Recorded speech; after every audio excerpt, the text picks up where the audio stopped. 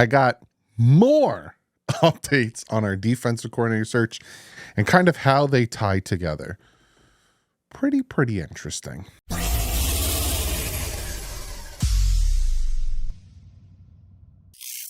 What is up, Finn fans? Yes, more defensive coordinator updates. Got 2 new names to throw onto the list, tell you who we've interviewed so far. It's a moving process. It's a wide net that has been cast out, which I'm very happy about. And I'm going to talk a little bit about Vic Fangio. Now, if you notice, I didn't put that as in the title anywhere. I didn't put that in the thumbnail anywhere because it's all TMZ drama, but I'm going to give you all the facts and the information, give you my opinion on it, and then I'll let you have your own opinion on it. But before we jump into that, I do have to shout out today's sponsor, and that is BetUS. Fantastic betting site. I've been using them all season. Again, it's just a website. It is not an app. And they have some really great parlays, really great picks.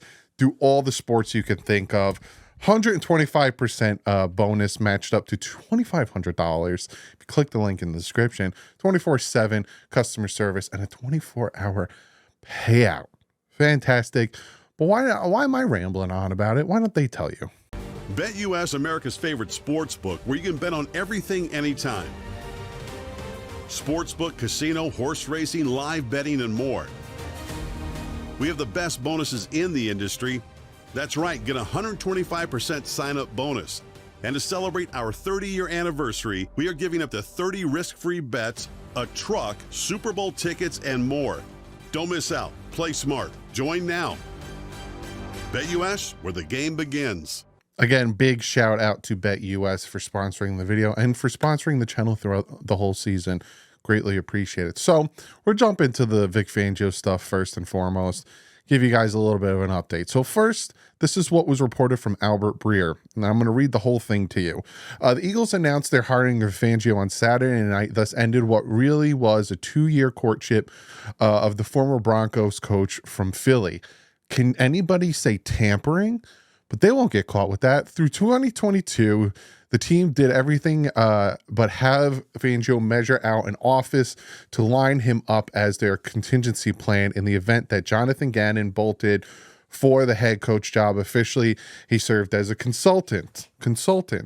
At the same, all of that came apart simply due to timing. Gannon did land a job in Arizona, but that didn't crystallize until just before last year's Super Bowl, which, well, after Fangio needed to take the Dolphins job at $4.65 million per year, Fangio went to Miami, and the Eagles turned to Sean Desai instead. Tampering. Since Sean Desai and Fangio both have effectively been fired, the former was first stripped of play calling, then dismissed. The latter situation was messier, and this is where the drama and this is where the rumors start to come in. Fangio's one voice, and this is from Albert Breer, Fangio's one voice approach to running the defense wore on the other coaches. As an example, being that he didn't allow position coaches to present their work to the defense, instead gathering information from them and doing it himself. That sort of approach is decidedly old school and seeped through to the players by the end of the season, started to tune out Fangio. So while Fangio may have wanted to go to Philly all along, his departure from Miami wasn't exactly voluntary. And my sense is whoever's next, former Chargers Brandon Staley meets with the Dolphins on Sunday, I will talk, will have to employ a more collaborative style plus mesh better with the stars such as Jalen Ramsey. So from this, he was a dictator. He rubbed his coaches the wrong way, as well as his players. You know, we saw Javon Holland kicking rocks. We saw Jalen Ramsey happy. We saw Cam Smith with the unlock thing. The star players were not happy. Emmanuel Ogbo wasn't happy. Healthy, inactive. A lot of stuff happened that wasn't good. Behind the scenes, rumors, sources, yada yada. Again, I'm going to tell you what I've heard, and we'll come to a conclusion. Then it was reported from Ron Jaworski, he said, I have connections as well. And I hear another side of the story, that there were some players on that defense that didn't want to go to work. Guys like to party at night. Those guys were the guys that Vic was pushing, and they were the guys that were whining, that are whining right now. So I dug into that a little bit because I'm like, I want to know who were the players that were going out partying and all that stuff. So Omar Kelly came out, and Omar Kelly is at every practice. Omar Kelly sees who works hard, see who doesn't work hard. He has pointed it out, and he said at practice they worked their butts off. And he said that the player that was going out partying was Eli Apple. Eli Apple, the one that Vic Fangio was pushing the hardest to start over Cam Smith. Fun fact, players told Omar themselves, because again, you go watch his, he does this thing where he interviews the players in the locker room. Omar Kelly has access to the locker room. He talks to the players. He interviews them. He talks to them off camera. There's players he hangs out with. Again, he's at practice. He sees everything. He said players were going up to him telling him that Vic Fangio hated Cam Smith.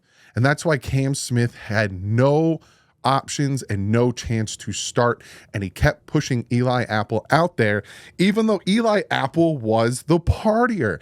None of the big names, Ramsey, Javon Holland, Xavier Howard, none of those big names were the ones that were going out partying. So let's brush that under the, there probably were guys partying, and one of them was Eli Apple, who again consistently was pushed as the starter. Another one, Emmanuel Ogbah, was not happy. He had 5 sacks in the time that he did play, and then healthy inactives when we needed him down the run. So again, this is all the information I have. Overall, it was a hot mess. Vic Fangio was a dictator. He wanted to run it his way. Again, I'm not going to, badmouth a guy who's left, because he did well towards the end. With nothing, we held the Kansas City Chiefs to just a bunch of field goals and a touchdown until late in the game when it got away from us. The Buffalo Bills, we were winning going into the fourth quarter with, again, out Jalen Phillips, without Bradley Chubb, without Xavier Howard. So he is a good defensive coordinator, but he's that old style, on the boss, dictator mentality that it didn't just rub the players the wrong way, it rubbed the coaches the wrong way. So again, take with it what you will, but I wanted to give you all the information, and I'm going to let you decide on how you think about Vic Fangio. Overall, it doesn't matter. He's not here anymore. He's gone, went to Philly. He already had one foot in the door at Philly, because if you remember in the preseason, they interviewed him, and he was like, yeah, things that might have been different if, yada, yada happened in Philly. He didn't want to be here. That's why we had to give him $4 million. He didn't want to be here. We knew he didn't want to be here. He was probably talking to Philly the whole time. Again, tampering. So that's what I wanted to give you. There's your information about Vic Fangio. Now let's get into the stuff that actually matters. 2 new candidates and who we've interviewed so far. Let me really quick run down who we've interviewed already. We've interviewed Leslie Frazier. That has already happened. I think that happened yesterday. Brandon Staley has been interviewed. He then went to meet with the Packers, LaFleur, and then he's going back and meeting with McVay, who he worked with in the Rams in 2020, where he had the best defense in the NFL. We've already done in-house work with Campanile and Ryan Slowick. We did not interview Bobby Babich.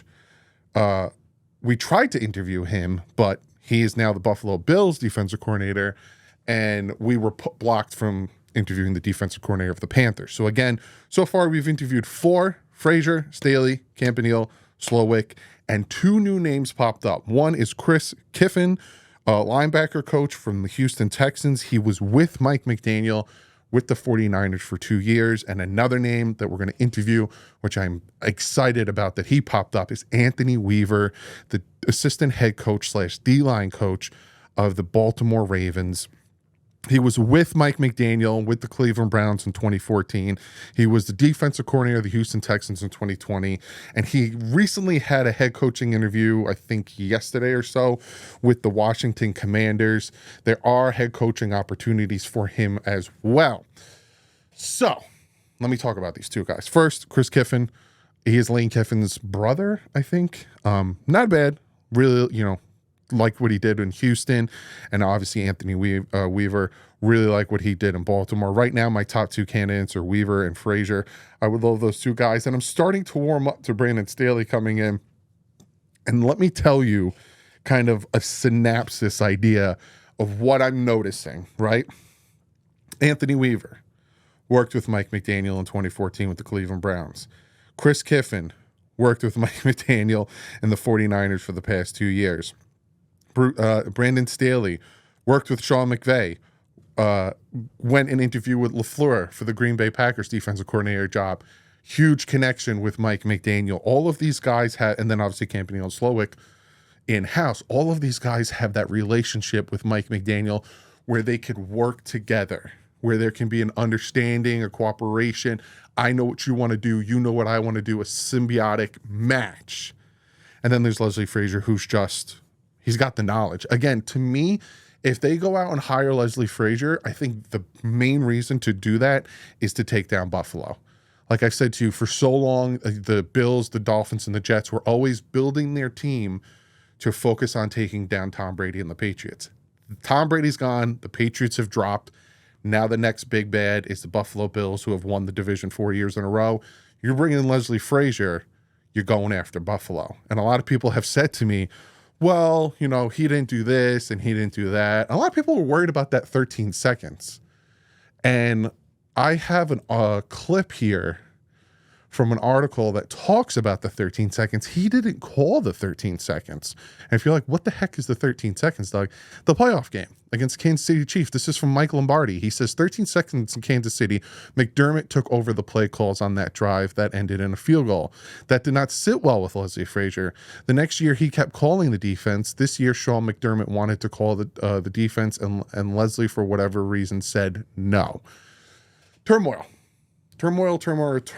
So again, if we bring in Leslie Frazier, guy who's been a head coach, guy who's been a DC, experience,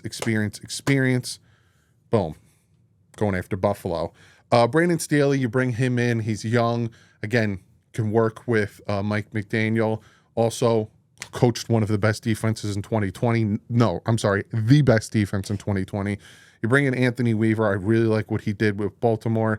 And again, he still has that experience as a DC in Houston. Learn from your mistakes and work with Mike McDaniel. So if you're noticing, the net that has been cast out for our DC position is very vast.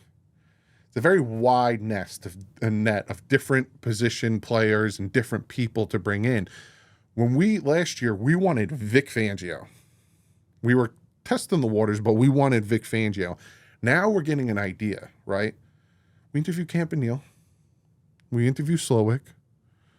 Okay, we like what you got to say. I want to hear more. I want to hear from these guys. They're trying to find the best candidate because they have to win. This isn't a situation where we're building a team. We're building a young team, and it's going to take them. No.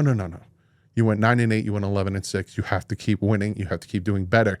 This is a situation where you have to pick the right person, the best person for the job. Plain and simple. And then you have to think, are they going to allow that new defensive coordinator that comes in to pick his own assistants? Vic Fangio didn't have that opportunity. A lot of these guys like Campanile and Madison and were pushed on him. These are who you're going to work with. So maybe that's where that disconnect is with Fangio and his assistants, not letting him, call or talk about the defensive stuff. So this is the update I got for you guys. If more defensive coordinator candidates are, brought up, I will talk to you about it. Tomorrow, I think I'm going to make the team needs video because we're getting there. March 13th is the start of free agency, and the 11th and 12th are tampering. So we're getting close. Got about a month, and we get into that stuff. So if you go to the community tab, I listed out the schedule for the off season, what I do, when I cover what. So if you want to know, hey Doug, when are you covering the draft? Or hey Doug, when are you doing this or doing that? I'm doing that in the time. I'm also going to talk about the Senior Bowl. There's some guys who are standing out in the Senior Bowl that I'm liking. So other than that, I'll see you guys tomorrow. But like usual, stay classy and fins up.